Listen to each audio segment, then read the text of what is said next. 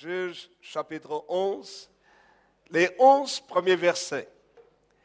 La semaine dernière, nous avons parlé du rejet. Le rejet qui est une source de frustration s'il n'est pas géré correctement. Dans la continuité de ce message, je voudrais parler d'un homme qui a été rejeté, mais qui a pu, malgré le rejet, il a pu se faire respecter. Alors, comment pouvons-nous nous faire respecter?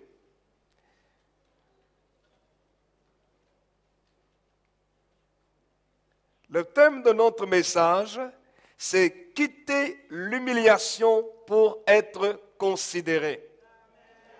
Amen. Et si on doit mettre le sous-thème, c'est comment se faire respecter.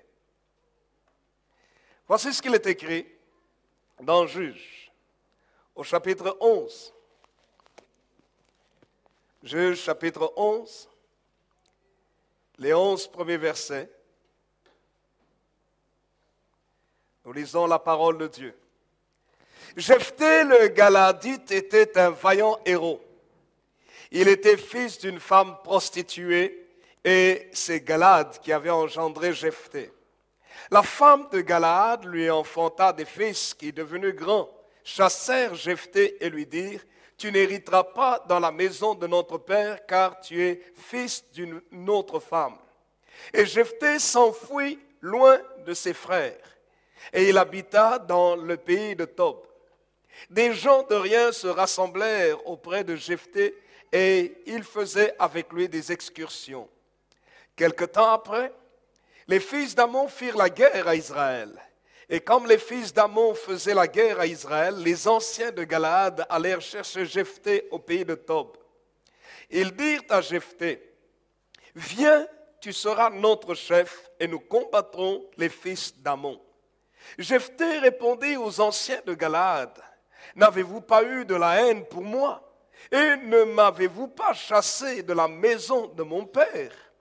Pourquoi venez-vous à moi maintenant que vous êtes dans la détresse? » Les anciens de Galaad dirent à Jephthé, « Nous revenons à toi maintenant, afin que tu marches avec nous, que tu combattes les fils d'Ammon, et que tu sois notre chef, celui de tous les habitants de Galaad. » Jephthé répondit aux anciens de Galaad, « Si vous me ramenez pour combattre les fils d'Ammon, et que l'Éternel les livre devant moi, je serai votre chef. » Les anciens de Galaad dirent à Jephthé, « Que l'Éternel nous entende et qu'il juge, si nous ne faisons pas ce que tu dis. » Et Jephthé partit avec les anciens de Galaad.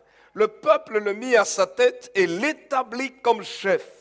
Et Jephthé répéta devant l'Éternel à Mitzpa toutes les paroles qu'il avait prononcées. Quelqu'un dit un vrai amen. Béni soit le nom du Seigneur.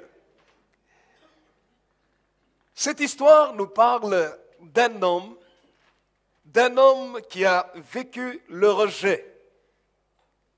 Il a vécu le rejet et des années après, quelque temps après, les Saintes Écritures nous montrent que de ce rejet est sorti la considération, le respect, et même il est devenu chef du peuple de Dieu, chef des enfants d'Israël, général des armées, pour combattre et vaincre l'adversité des fils d'Ammon.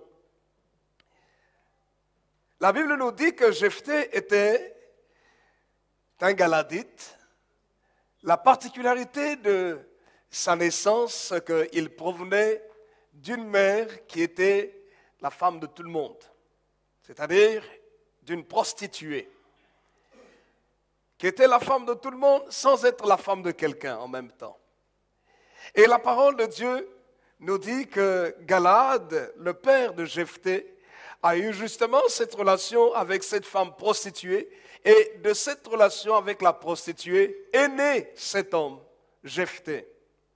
Et en tant qu'homme responsable, Galaad n'a pas laissé la mère s'occuper de son enfant, puisque probablement elle n'avait pas le temps, ou pour x, y raison, ou simplement peut-être qu'elle-même a voulu ne pas avoir une charge en trop, et qu'elle a laissé l'enfant partir avec son père. Mais tout est-il que le père a recueilli l'enfant, il avait d'autres enfants. La Bible dit, sa femme lui avait enfanté des fils, et un jour tous ont grandi. Amen. Un jour tous ont grandi. Et ayant grandi, les Saintes Écritures nous disent qu'ils ont chassé Jephthé. Ils ont dit, nous connaissons ta naissance. C'est vrai que tu es le fils de notre père, mais tu n'es pas le fils de notre maman. Tu es le fils d'une autre femme. Alors va-t'en. Tu n'auras pas l'héritage de la maison de notre père. Les biens de notre père nous appartiennent à nous et pas à toi. Allez, va-t'en. Et la Bible dit que Jephthé s'enfuit loin de ses frères. Pour dire comment il était menacé, si on utilise le verbe qu'il s'est enfui, c'est que quelque part, même sa propre vie était en danger. Et il a dû partir, il s'est enfui loin de ses frères. Pourquoi loin? Parce que certainement qu'il y avait une limite territoriale qui lui avait imposée en disant « Tu ne franchiras pas cette distance, cet espace ici, tu ne viendras pas ici. Si tu viens ici, fais attention à ta vie. » Non content de cela, non pas seulement les membres de sa famille, mais aussi les anciens de la ville. Les anciens de la ville ou les responsables de la ville ont rejeté Jephthé. Vous voyez, frères et sœurs, dans la vie, on peut se faire rejeter pour x, y raison. On peut être rejeté à cause de sa naissance, parce qu'on a eu une mère indigne, ou bien une fille mère, une jeune fille de 14, 15, 16 ans qui tombe enceinte. En général, cet enfant-là vit déjà, quand il vient au monde, il y a un rejet qui est sur lui. C'est pourquoi les jeunes filles ne doivent pas vivre la vie de débauche. C'est pour ça que les Saintes Écritures appellent chacun à vivre dans la sanctification pour ne pas attirer des difficultés inutiles dans sa vie. Et que c'est important d'attendre le bon moment pour avoir des enfants, le mariage. Comme ça, quand l'enfant naît dans un bon cadre, le mariage, il a un père, il a une mère, cet enfant-là est bien accepté. Mais quand un enfant est né hors du cadre de la famille, est né dans une aventure, cet enfant doit beaucoup lutter pour être accepté. Les parents doivent lutter, ou la maman en général, c'est la maman doit lutter pour que cet enfant soit accepté. Elle va souffrir pendant un certain temps, ça dépend du cadre dans lequel elle se trouve, mais en général, c'est difficile. En général, c'est difficile. L'enfant lui-même grandissant, il va vivre le rejet. Il va sentir le rejet dans son cœur. Il va se sentir différent des autres, surtout si le papa n'est pas là. Si le papa était un coup de vent, que le papa était juste une expérience ou un plaisir de quelques minutes. Et il est parti. Cet enfant va vivre le rejet. Voilà pourquoi les Saintes Écritures nous parlent des principes qui sont nécessaires pour notre bonheur. Et la parole de Dieu est là pour nous donner ces principes de joie, de paix et de bonheur. Dites à votre voisin, il faut obéir à la parole de Dieu. Dites-lui, c'est pour notre bien.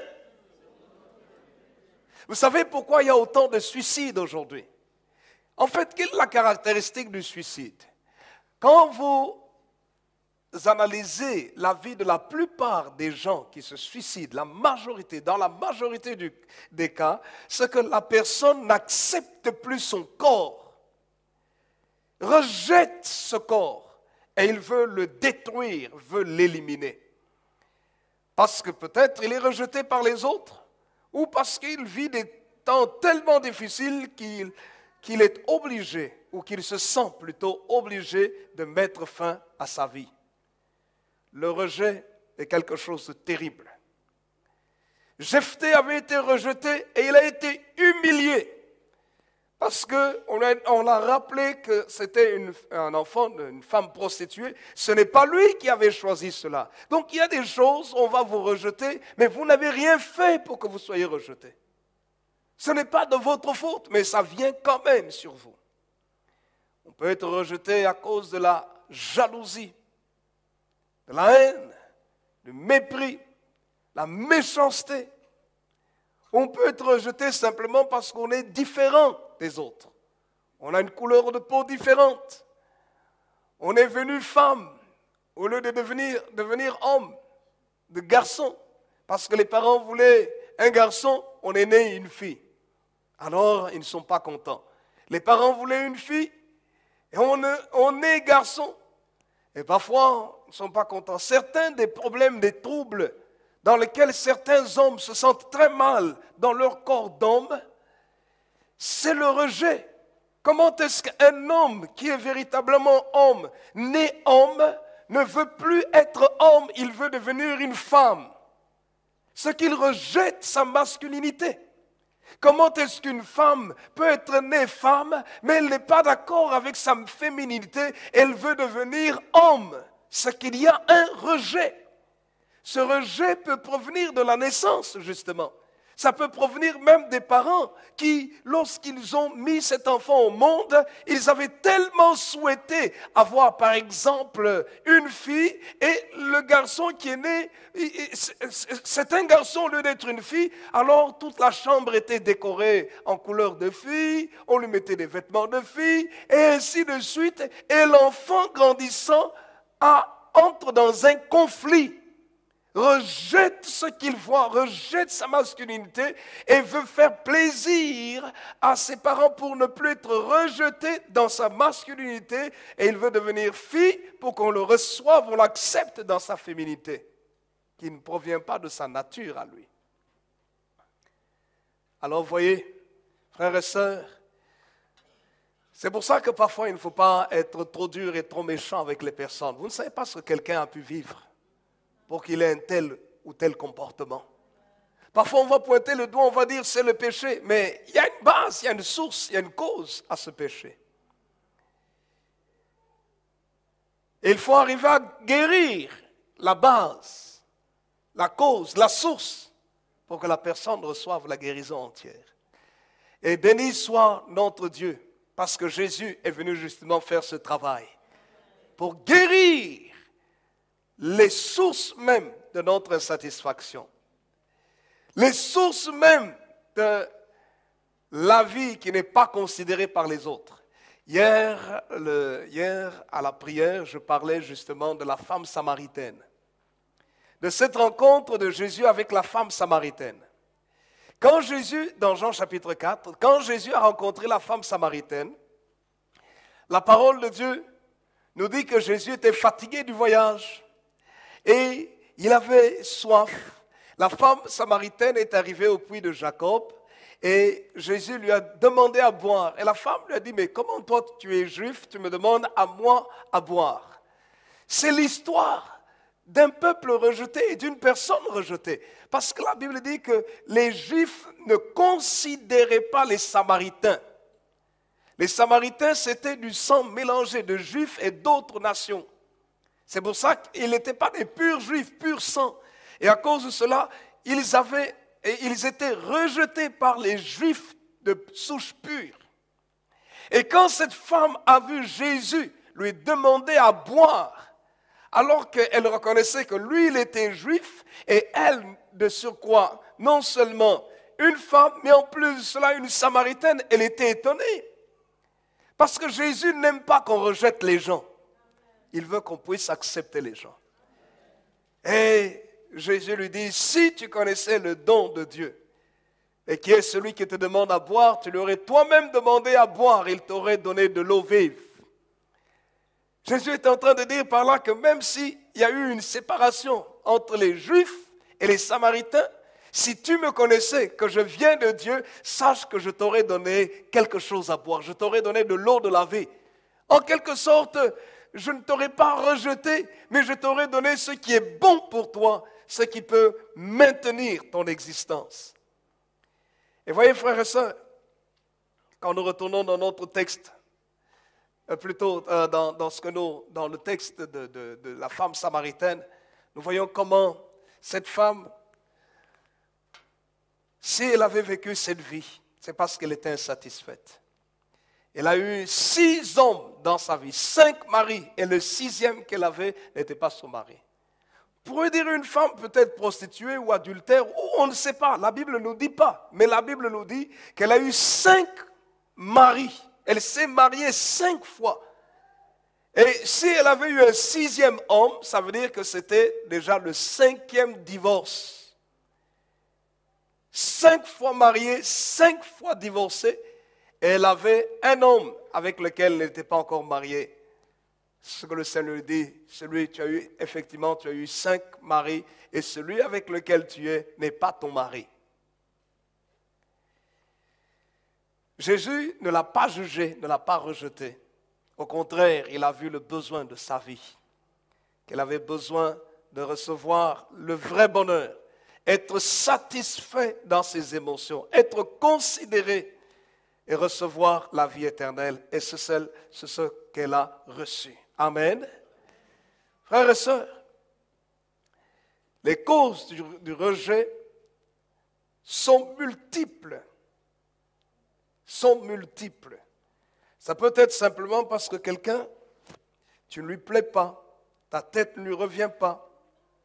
Mais est-ce qu'il faut rester là-dedans? Ou simplement parce que tu ne sais pas bien faire les choses comme tout le monde, ou parce que ton corps est différent des autres, ou parce que ta couleur de peau est différente de celle des autres, ou parce que ton accent est différent, ou parce que tes capacités ne sont pas comme la moyenne. Et en général, quand on se sent rejeté, on a tendance à fuir, comme Jephthé, loin des autres. Dites à votre voisin, ce n'est plus le temps de fuir. Dites à votre voisin, c'est le temps de reprendre sa place. Quelqu'un peut dire un vrai amen? Parce que le Seigneur a dit, je ferai de toi la tête et non la queue. Vous n'avez pas bien compris, hein? Ou bien, vous m'entendez bien? Le Seigneur a dit, je ferai de toi la tête et non la queue. Quelqu'un peut dire un vrai amen? Ce n'est pas moi qui le dis, c'est la Bible qui le dit. Donc cela veut dire par là que quand quelqu'un accepte Jésus-Christ comme Seigneur et Sauveur, il est écrit dans le ciel, il est la tête et non la queue. Oh, vous n'avez pas compris. Donc alors ça veut dire par là que si vous n'avez pas bien saisi, ça veut dire que vous avez besoin d'accepter Jésus dans votre cœur comme Seigneur et Sauveur.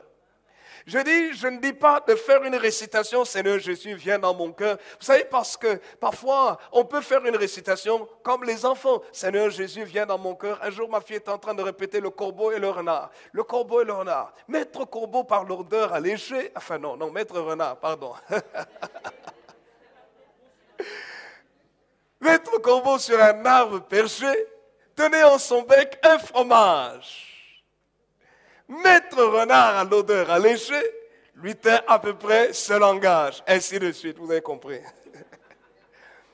Mais quand elle récite tout ça, est-ce qu'elle comprend ce qu'elle est en train de dire? Elle aura 10 ans cette année. Elle a encore 9 ans.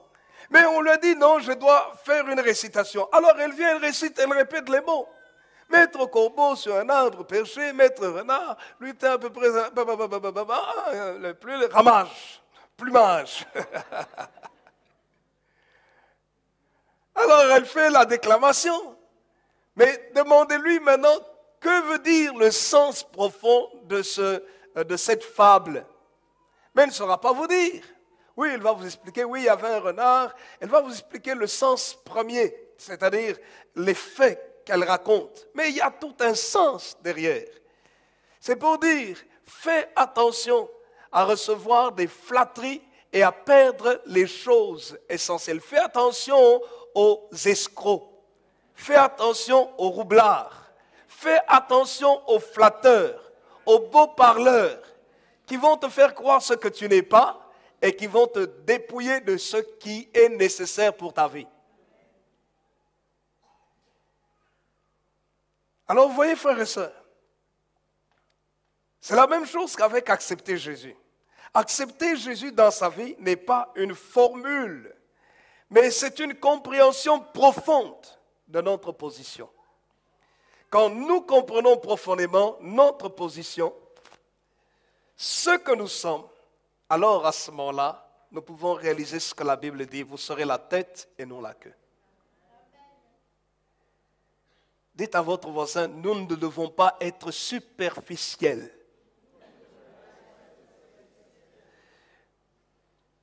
Durant toute cette semaine du mois de prière, nous intitulons notre thème « Vivre la transformation plutôt que l'expérience ». C'est bon de vivre une expérience, mais une expérience ne te transformera pas nécessairement. Avec Jésus, nous avons besoin que notre vie soit transformée. Trop de gens cherchent une expérience avec Jésus au lieu d'une transformation de leur vie par Jésus. Ce n'est pas nouveau. Dans la Bible, c'était comme ça aussi. Les 10 lépreux sont venus vers Jésus. Ils étaient tous malades. Qu'est-ce qu'ils ont voulu? Ils ont voulu expérimenter la guérison.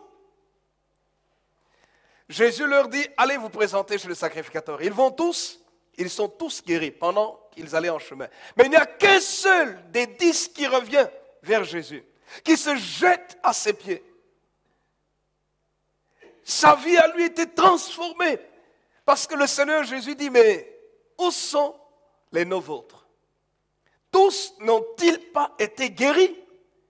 Mais comment se fait-il que ce soit seulement cet étranger, ce Samaritain qui vienne rendre gloire à Dieu? Et le Seigneur lui dit, va, ta foi t'a sauvé. C'est que la vie de cet homme a été complètement transformée parce qu'il n'a pas voulu vivre avec Jésus seulement une expérience. Beaucoup de chrétiens recherchent l'expérience du miracle, l'expérience de la guérison, l'expérience de la bénédiction. Ce n'est pas suffisant. Il nous faut recevoir une transformation profonde de notre être par le Christ ressuscité.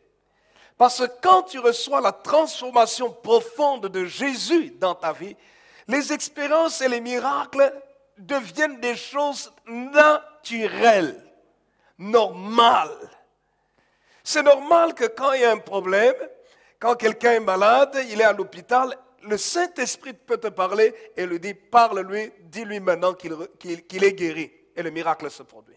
Et tu ne seras pas étonné pour ça. Parce que ta vie a été profondément affectée par le Seigneur des miracles. Et tu comprendras que vivre dans la dimension des miracles est une chose normale. La vie surnaturelle pour un enfant de Dieu, c'est normal. Alors tu n'attendras pas qu'il y ait un super visiteur qui vienne pour dire voilà des miracles, pour prier le Seigneur. Tu diras non, je n'ai pas besoin d'un XY rempli d'une telle onction pour continuer à m'attacher à Jésus. Mais je viens au Seigneur, un point, un trait, c'est tout. Et ce qu'il veut faire avec moi, il le fera quand il le voudra. Mais je sais que je vis une vie extraordinaire parce que j'ai sa vie en moi. Amen. Béni soit le Seigneur. Alors, quand nous retournons à notre texte, j'ai quand même un peu dévié. Bon, quand nous retournons à notre texte de Jephthé, quitter l'humiliation pour être considéré, comment se faire respecter? Jephthé a été humilié. Mais ce que je pense de Jephthé, effectivement, c'est qu'une transformation a dû se produire dans sa vie. Pour que cet homme qui s'était enfoui, loin de sa famille, se retrouve un jour chef de son peuple, chef sur les membres de sa propre famille. Comment est-ce que Jephthé l'a-t-il fait? La première chose, si nous aussi nous voulons quitter l'humiliation, quitter la puissance du rejet pour être considérés, si nous voulons nous faire respecter, premièrement, nous devons cultiver la vaillance et le courage. C'est la première chose. Je vais citer quelques points. Dites à votre voisin, il faut cultiver la vaillance et le courage. Pourquoi j'utilise le mot cultiver? Il faut cultiver la vaillance et le courage. La caractéristique de la culture, c'est que pour cultiver, il faut creuser le sol, il faut enlever les pierres, il faut enlever les mauvaises racines, les mauvaises herbes, il faut préparer le terrain et puis maintenant mettre la semence. Arroser la semence, la laisser croître. De la même manière, dans la culture de la vaillance et du courage, Dieu met dans notre vie plusieurs situations que parfois on va appeler des épreuves, dans un but que la semence du courage soit semée et que cette semence-là grandisse. Pourquoi Dieu amène-t-il des problèmes dans notre existence? Mais c'est justement pour nous apprendre à être vaillants, à être courageux. C'est pour ça qu'il permet des problèmes. Ce n'est pas pour nous affecter, ce n'est pas pour nous démoraliser, mais c'est pour que nous puissions cultiver le courage et la vaillance. Parce qu'il y a des grandes choses dans notre vie. Si, après avoir vécu une situation, on commence à se lamenter, on pleure, on se décourage, on n'est pas prêt pour les grandes choses que Dieu a pour nous dans le futur. Jephthé a dû cultiver la vaillance et le courage dans sa vie. Quand nous lisons le livre de Juges, nous voyons également que Gédéon a dû cultiver la vaillance et le courage, même s'il ne savait pas encore qu'il était vraiment vaillant et que c'était un héros. Spirituellement parlant devant Dieu, il était. Parce que la Bible dit que les Madianites, les fils de l'Orient, les Amalécites, un peuple très nombreux, venaient contre Israël et détruisaient toutes les productions du pays. Ou les prenaient les brebis, les bœufs, donc les dépouillaient complètement. Et la Bible dit que le peuple d'Israël était très malheureux. Et quand Madian venait contre Israël, les Israélites se retiraient dans les ravins des montagnes, dans les cavernes, dans les rochers fortifiés. Donc ils fouillaient, ils se cachaient. La caractéristique de la peur, c'est se cacher. Mais la Bible nous dit que dans cette situation-là, Gédéon vient pour pouvoir battre le froment oppressoire, pour pouvoir garder le froment pour nourrir sa famille. Et quand l'ange de l'Éternel vient vers lui, dans Juges chapitre 6, le verset 12, l'ange de l'Éternel lui dit une chose très importante. L'ange de l'Éternel, il est écrit, l'ange de l'Éternel lui apparut et lui dit, l'Éternel est avec toi, vaillant héros. Alléluia. Quelqu'un dit un vrai amen. Il lui dit, l'Éternel est avec toi, vaillant héros.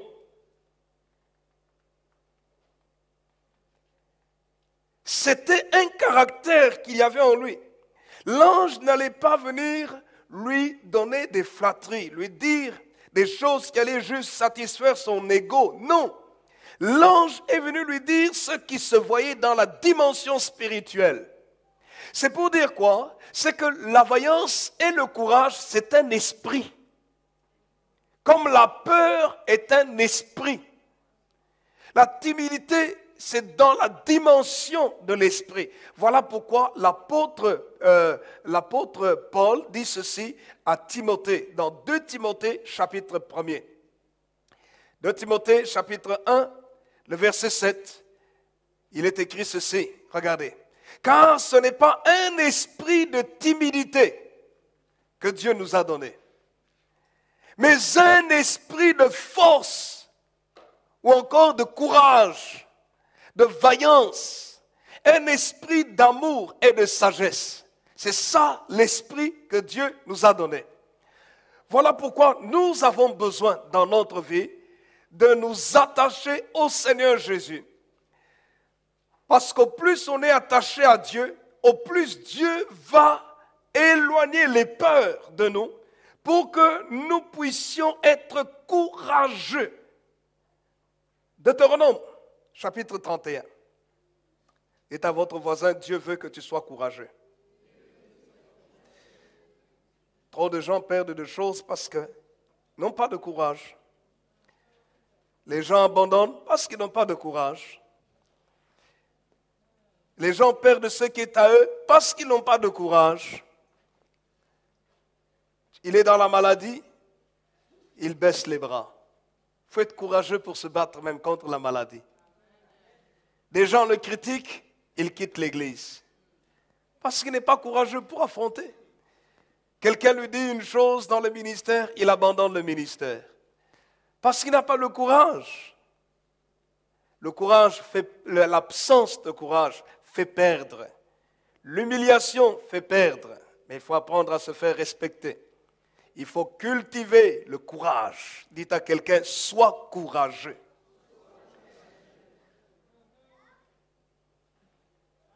Deutéronome chapitre 31, verset 6. Fortifiez-vous, ayez du courage. Ne craignez point et ne soyez point effrayés devant eux, car l'Éternel, ton Dieu, marchera lui-même avec toi et ne te délaissera point. Il ne t'abandonnera point. Amen. Béni soit le nom du Seigneur. Alléluia. Ce qui peut nous donner du courage, justement, c'est cette marche avec le Seigneur.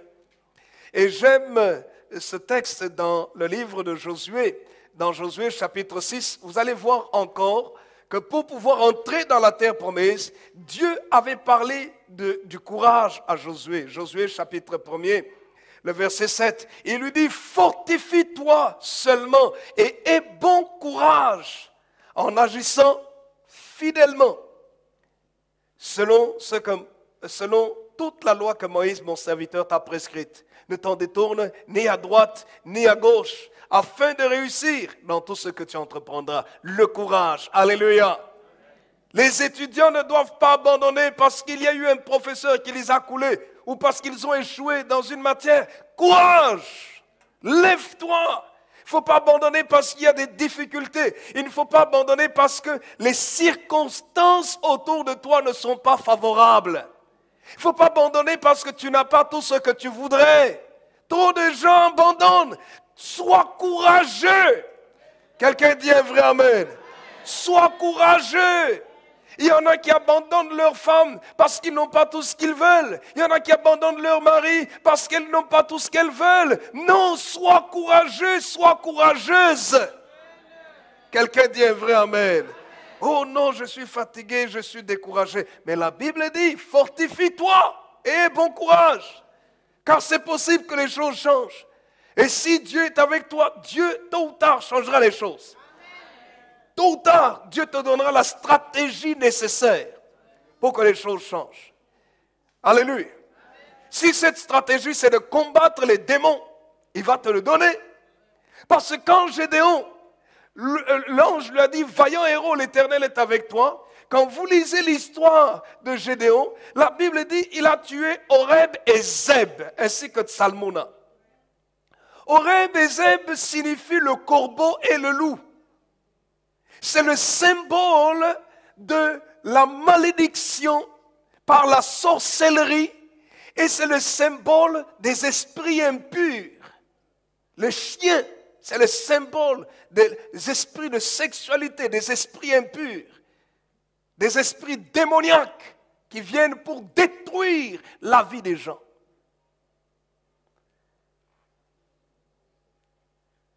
Mais il les a vaincus. Et la Bible dit qu'à un moment donné, ils étaient fatigués. Mais la Bible dit fatigués, mais poursuivant toujours. Ça, c'est le courage. Quand même tu as envie d'abandonner, mais tu dis non, non, non, je ne dois pas abandonner, je dois continuer. C'est le courage. Dites au moins à 3 personnes, nous devons être courageux. Non, dites-le à quelqu'un, à 3 personnes au moins.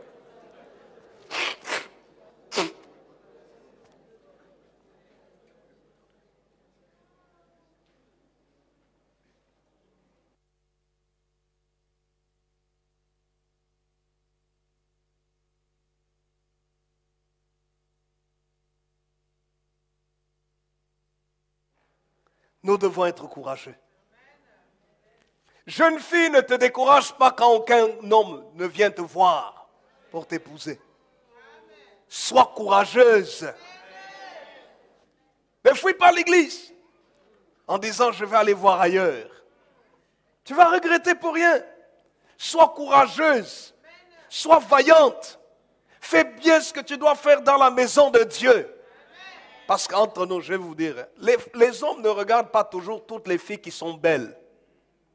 C'est au départ, il est attiré par le regard. Et puis après, par ce qu'elle représente. Et puis après, il apprend à la connaître. Si elle est belle, mais a une langue de vipère. Si c'est un homme normal, convenable, correct, il va fuir. Qui aime les vipères? Alléluia. Mais si un homme approche une femme et que cette jeune fille-là est même un peu repoussante au début, mais il apprend à la connaître, et il réalise qu'en elle il y a du miel, que c'est une femme de valeur, il ne va plus regarder l'extérieur. Il va lui dire peut-être, écoute, est-ce que tu ne peux pas te coiffer comme ça, t'arranger comme ça? Il va l'embellir un peu quand même. Mais il saura que c'est une femme de valeur. C'est pour ça qu'il faut être courageux, courageuse. Quelqu'un dit un vrai amen. C'est très important. Les parents, il faut être courageux. Aujourd'hui, si les parents ont besoin d'être courageux, quand l'enfant vient dire « Non, moi je fais ce que je veux ». Non, non, non, non, non. Écoutez, les parents, s'il vous plaît, quand votre fille n'est pas mariée, ne donnez pas votre fille, ne donnez pas vos enfants comme ça, parce que non. Non.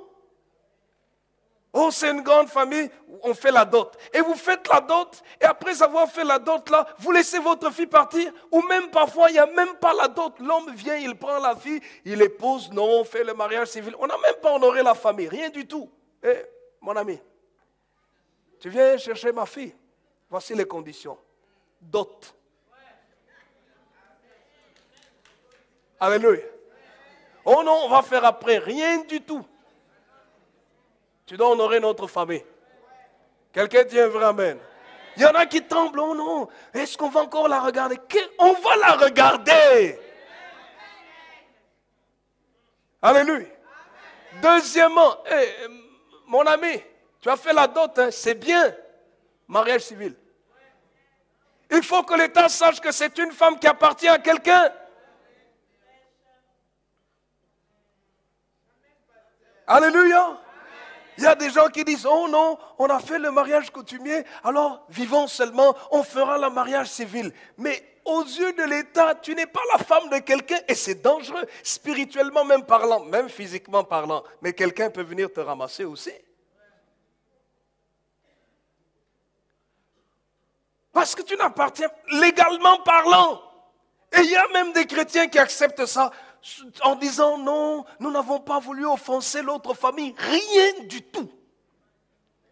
Ça s'appelle le courage. Quelqu'un dit un vrai amen. Tu es enfant de Dieu et en tant qu'enfant de Dieu, il faut aussi faire respecter les principes chrétiens. Ma fille doit être épousée devant l'État. Comme ça, l'État sait la protéger aussi en tant que femme. Mais puisque je suis enfant de Dieu, ma fille doit aussi venir dans l'église pour recevoir la bénédiction de Dieu. Oh non, nous ferons la bénédiction. Ben écoute, c'est pas grave, on peut prier, nous prions. Rien du tout. Je veux que mon enfant soit honoré dans la maison de Dieu parce que un jour, nous ne pouvons rien faire. Un jour, l'État ne peut rien faire. Quand nous avons échoué, l'État a échoué, Dieu reste là. Et Dieu peut intervenir. C'est pour ça qu'on a besoin de Dieu. On a besoin de Dieu dans ce mariage. Vous, les jeunes filles, là, soyez des filles courageuses. Un garçon veut t'épouser, il dit non, moi j'ai pas envie de faire l'essentiel, c'est qu'on fasse le mariage civil, et puis on est mariés, et puis c'est tout. Et puis tu trembles là devant le garçon. Oui, oui, si tu trembles devant un homme, sache qu'il va jouer avec toi. Il va jouer avec toi. Les hommes, même les femmes courageuses, entre nous. Quand une femme t'a fait souffrir avant de la voir, hein, tu respectes cette femme-là. Tu dis, ah, tu m'as fait trop souffrir. J'ai fait des catchs dans tous les sens du terme. Mais maintenant, je t'ai attrapé. Tu crois que je vais te laisser partir comme ça? Je t'ai eu. Mais une femme qui, l'homme dit, elle dit, oui. L'homme dit, elle dit, oui. Vous avez déjà vu le film, comment ça s'appelle? Un prince à New York. Un prince à New York. Alors il arrive là, on voit des très belles femmes, toutes. Il dit, fais le chien. La fille fait le chien. Non. Mais il y en a une autre qui a su résister au prince. Qui a su dire non quand il fallait dire non. Oui quand il fallait dire oui. Alors le prince a dit non, non, c'est celle-là que je veux. Parce qu'elle était courageuse. Le courage et la vaillance. C'est très important. Amen. Deuxièmement, il ne faut pas lutter seulement pour soi. Il faut apprendre à lutter pour son peuple et surtout pour son Seigneur, pour son Dieu. La parole de Dieu nous dit que Jephthé, il s'était enfoui, mais quand il y a eu un problème, on est venu lui dire, écoute, notre peuple est en difficulté. Est-ce que tu peux venir nous aider? Parce qu'on a attaqué notre peuple par les fils d'Amon.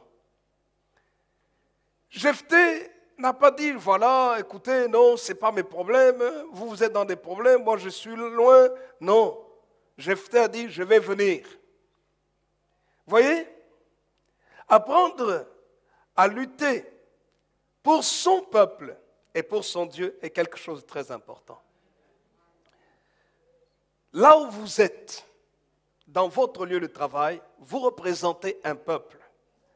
Vous représentez les enfants de Dieu. Mais pour ceux qui sont étrangers, mais vous représentez votre peuple. Que vous soyez arabe,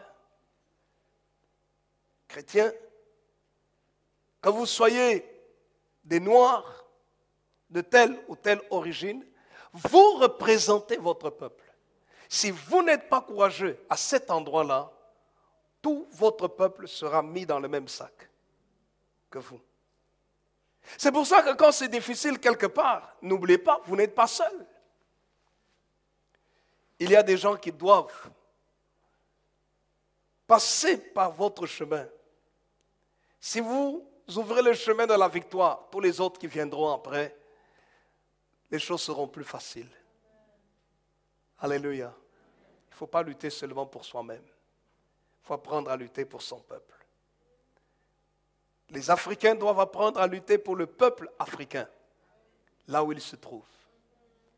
Dans la société, pour qu'on puisse respecter les Africains, il faut que les Africains deviennent des messieurs et des madames. Est-ce que les choses sont faciles? Non. Les choses seront difficiles. Mais il faut être courageux, il faut être vaillant. Et il faut dire, je ne le fais pas seulement pour mon intérêt, je le fais pour les autres aussi. Et je le fais surtout pour mon Seigneur, qui m'a fait des promesses. Il a dit, je serai la tête et non la queue. Le premier et non le dernier. Et si Dieu l'a dit, ce qu'il a dit doit s'accomplir et ça s'accomplira dans ma vie. Amen.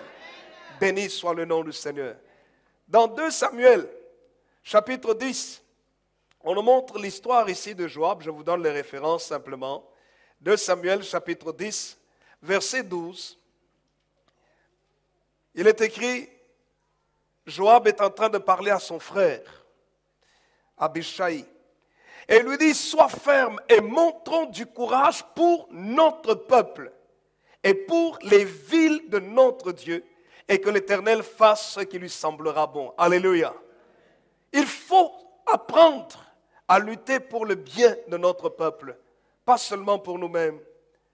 Nous devons sortir de nos cœurs l'égoïsme. Troisièmement,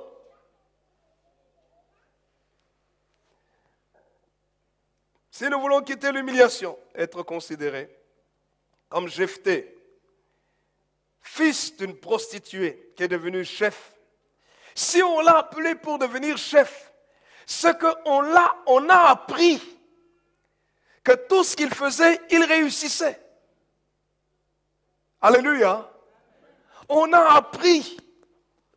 Vous savez, si on vous rejette et qu'on apprend que partout où vous êtes là, vous échouez tout le temps, on ne va pas vous respecter.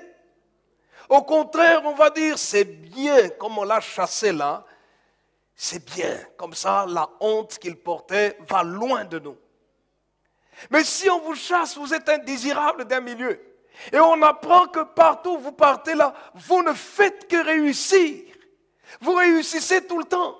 Mais les gens qui vous ont rejeté là, mais ils viendront vers vous, ils vont vous considérer. C'est écrit dans la Bible. C'est pour ça que la pensée biblique, c'est que chaque enfant de Dieu, dans chacun de ses domaines, doit apprendre à réussir et doit réussir. Si on veut se faire respecter, il faut apprendre à réussir. Dans 1 Samuel au chapitre 17, on voit comment les propres frères de David ne le respectaient pas parce qu'il était jeune. Mais quand il a vaincu Goliath, il a réussi dans ce qu'il avait dit. La Bible nous montre comment il a été considéré. Tu peux être rejeté aujourd'hui, mais quand on apprend que tout ce que tu fais marche, que la grâce de Dieu est avec toi, les gens qui t'ont rejeté reviendront vers toi un jour, tôt ou tard, parce qu'ils sauront qu'il y a quelqu'un, un homme de valeur, une femme de valeur, qu'on a laissé partir. Vaut mieux la récupérer. Dans le livre de Genèse, le chapitre 26 nous parle d'Isaac. Et quand vous lisez l'histoire d'Isaac, la parole de Dieu nous montre au verset 6 qu'il est resté à Guérar, comme Dieu lui avait demandé de rester. Il a travaillé, il a semé dans le pays. La parole de Dieu nous dit au verset 12 qu'Isaac sema dans ce pays et il recueillit cette année le centuple car l'Éternel le bénit. Cet homme devint riche et il alla s'enrichissant de plus en plus jusqu'à ce qu'il devint fort riche. Amen. Mais regardez, la réussite qu'il avait a créé la jalousie, la haine et on l'a rejeté. Le verset 14 nous dit, il avait des troupeaux de menu bétail et des troupeaux de gros bétail et un grand nombre de serviteurs. Aussi les Philistins lui portèrent envie. Et qu'est-ce qui s'est passé? La Bible nous dit que même le roi Abimelech, roi de Guérar, est venu le chasser. Verset 16, et il est écrit, et Abimelech dit à Isaac, va-t'en de chez nous, car tu es beaucoup plus puissant que nous. Va-t'en. Rejet. Et la Bible dit, il est parti, il a creusé des puits, les puits que son père Abraham avait creusés, et que les Philistins avaient comblés à la mort d'Abraham. Et on est venu, on a créé des disputes. Les bergers de Guérar sont venus prendre cela.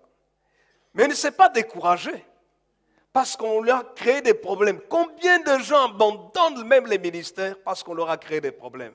N'abandonne pas quand tu as des problèmes. Réussis encore mieux. Quelqu'un dit un vrai amen. Dans ton lieu de travail, n'abandonne pas en disant non, moi je vais chercher un autre travail. Parce que dans ce travail ici, tel qui est inférieur, d'ailleurs qui est même inférieur à moi, elle me crée tout le temps des problèmes. Si c'est comme ça, je laisse tomber. Non, arrête. N'abandonne pas. Sois courageux. Sois courageuse. C'est ça qui va te faire respecter un jour. Sauf si Dieu te dit de partir. Mais tant que Dieu ne t'a rien dit, reste là. Isaac est resté à Guérar.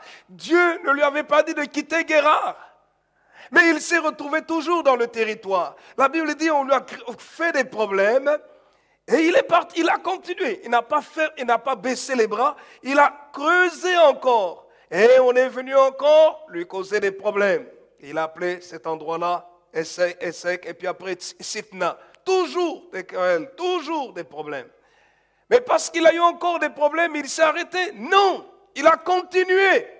Il a creusé encore des puits, et cette fois-ci, on ne lui a pas créé des problèmes. Et il a appelé ce puits-là Rehoboth, en disant, l'Éternel nous a mis au large et nous prospérons dans le pays. Un jour, les querelles s'arrêtent. Un jour, les disputes s'arrêtent. Mais pour ça, il faut que tu continues, que tu ne baisses pas les bras et que tu réussisses dans ce que tu fais. Et vous savez quoi? La Bible dit qu'il a invoqué l'Éternel. Ça veut dire que sa réussite provenait de sa communion avec le Seigneur. Il a bâti un autel, au verset 25. Donc il a offert des sacrifices à Dieu. Il faut apprendre à donner à Dieu de son temps, de son corps, de son argent, de son énergie, de ses biens, de ses talents. Il faut apprendre à offrir à Dieu. Quel a été le résultat? La Bible dit, celui qui l'avait rejeté au départ est revenu vers lui. Le roi, les autorités. La parole de Dieu nous dit au verset 26, Genèse chapitre 26, verset 26, Abimelech vint de Guérar auprès de lui avec Aouzat, son ami, et Picol, chef de son armée. Isaac leur dit, pourquoi venez-vous vers moi, puisque vous me haïssez et vous m'avez renvoyé de chez vous? Ils répondirent, nous voyons que l'Éternel est avec toi. Ça veut dire, nous voyons que tu réussis dans tout ce que tu fais. La faveur divine est avec toi. Verset 28, il dit, c'est pourquoi nous disons qu'il y ait un serment entre nous et toi, et que nous fassions alliance avec toi. Jure-nous que tu ne nous feras aucun mal, de même que nous ne t'avons point maltraité et que nous t'avons fait seulement du bien. C'était un mensonge et que nous t'avons laissé partir en paix. Ils l'ont chassé. Ils n'ont pas laissé partir, ils n'ont pas voulu de lui. Et tu es maintenant béni de l'Éternel. Et Isaac leur fit un festin et ils mangèrent et ils burent. Alléluia. Quelqu'un dit un vrai amen. Qu'est-ce que nous comprenons par là? Malgré que ces gens avaient rejeté Isaac, ça n'a pas freiné Isaac de réussir. Tout ce qu'il touchait, il réussissait. La faveur de Dieu l'accompagnait. Cette réussite était tellement grande qu'un jour le roi a dit non, nous avons mal fait. Nous avons chassé quelqu'un, mais la réussite l'accompagne dans tout ce qu'il fait. Cette personne-là, vaut mieux que nous fassions alliance avec elle. C'est-à-dire, vaut mieux que nous puissions profiter de ce que cette personne-là a. D'ailleurs, c'est même mieux, parce que cette réussite-là l'amène à être beaucoup plus puissant. Alors si nous ne faisons pas alliance, peut-être qu'un jour il va vraiment venir dominer sur nous. Vous savez, frères et sœurs, quand vous réussissez, vous commencez à faire peur à ceux qui ne vous ont pas accepté. Est-ce que quelqu'un comprend? C'est pourquoi il faut réussir. Il faut réussir. Les étudiants là, il ne faut pas baisser les bras en disant non, le professeur était méchant, alors bon, je vais seulement passer mon examen et puis comme ça il va me laisser tranquille. Rien du tout. Il faut mieux réussir encore.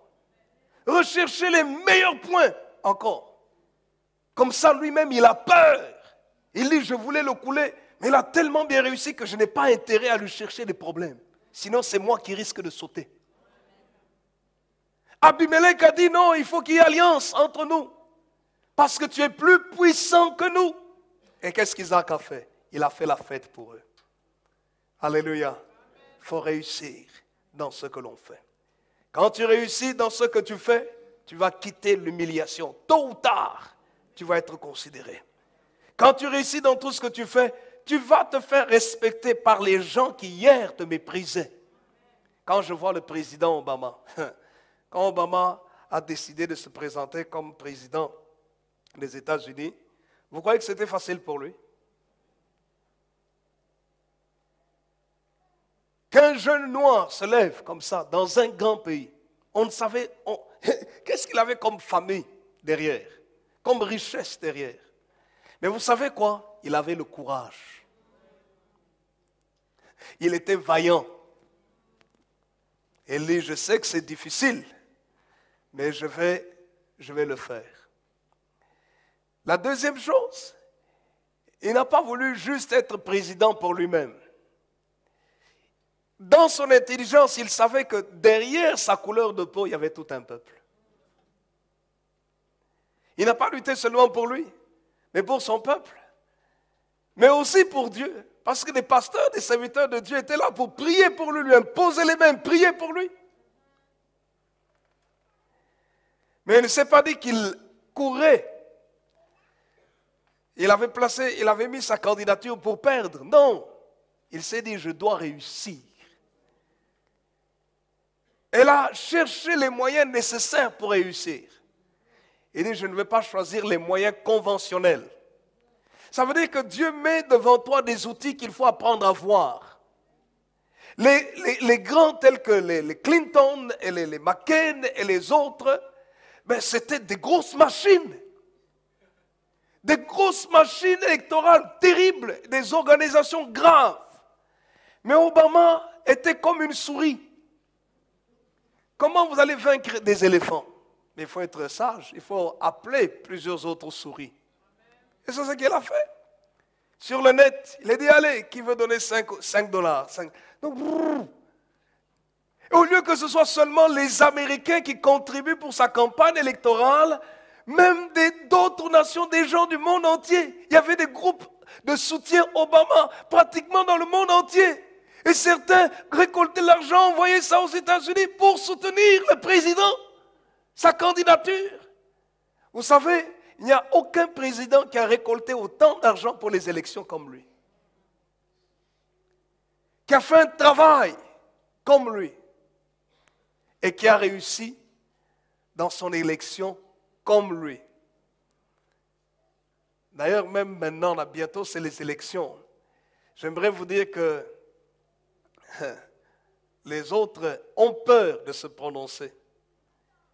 Pourtant, la campagne est déjà lancée, mais il n'y en a pas beaucoup qui se lèvent parce qu'ils se disent, ils pressentent que non, celui-là, il va encore gagner.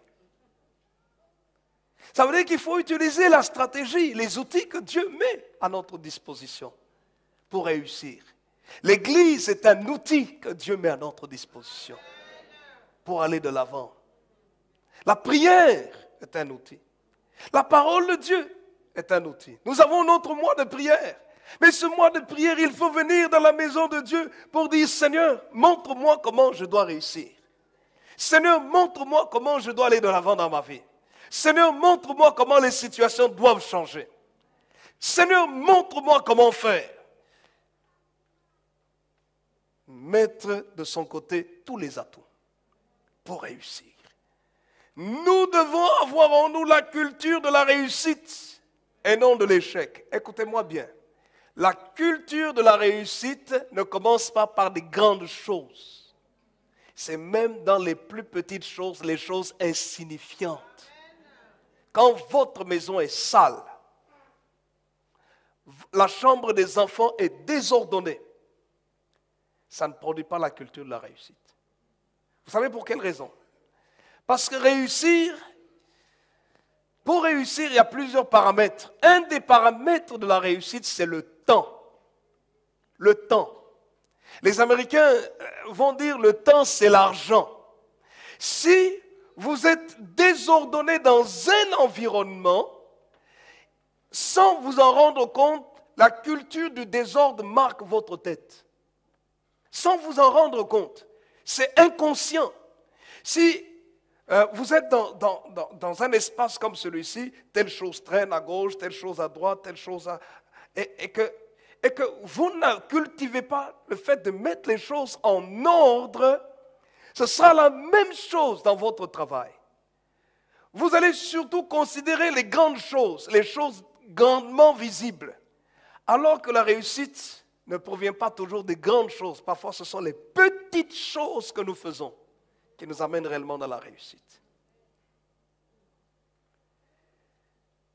L'Afrique a des problèmes.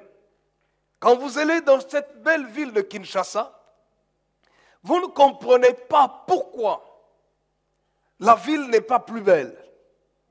D'un autre côté, vous pouvez comprendre pourquoi la ville ne réussit pas. Parce que quand quelqu'un prend, par exemple, je ne sais pas, il mange quelque chose, il prend le sachet qu'il a, il jette ça dehors, pas dans les poubelles. Et tout le monde trouve normal que la ville soit sale. Personne ne prend conscience de ça. Mais d'autres ont pris conscience que les saletés peuvent rapporter de l'argent. Ils ont commencé à ramasser l'argent. Nous avons une sœur de notre église qui est partie en Côte d'Ivoire. On a prié ensemble, elle est partie. J'aimerais vous dire, frères et sœurs, que Dieu a fait un travail extraordinaire. Ils se sont dit, non, on va les ramasser les saletés. Quand un endroit est propre, cet endroit est propice aussi pour recevoir des bonnes choses.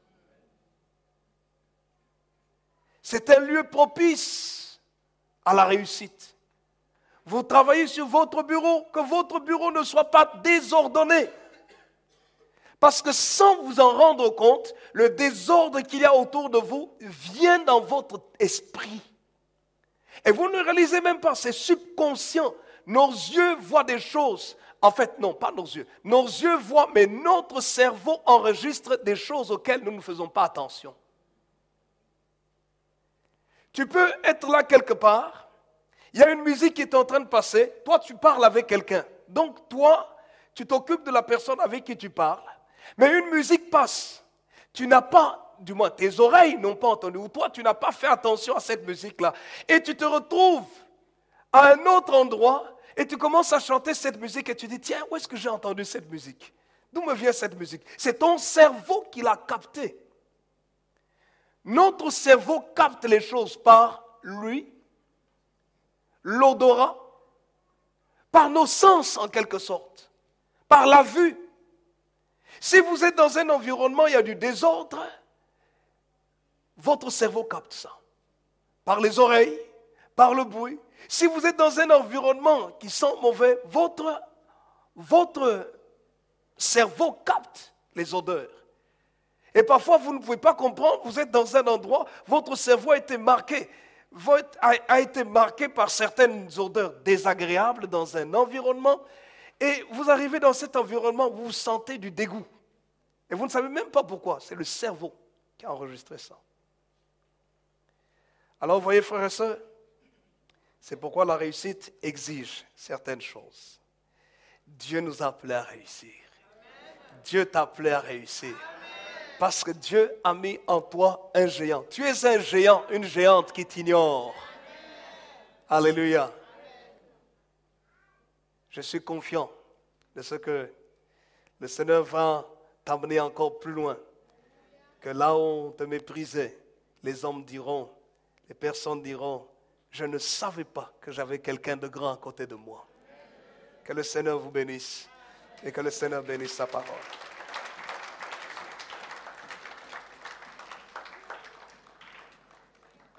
Alors j'aimerais vous encourager ce matin.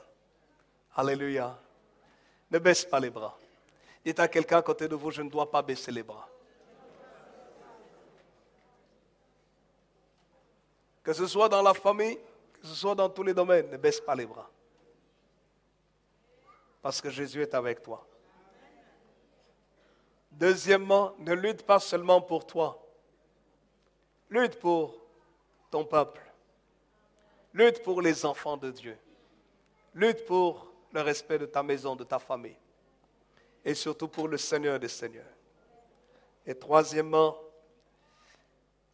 réussis dans tout ce que tu fais. Parce que c'est la volonté de Dieu que tu réussisses. Amen. Comment noter dans la prière.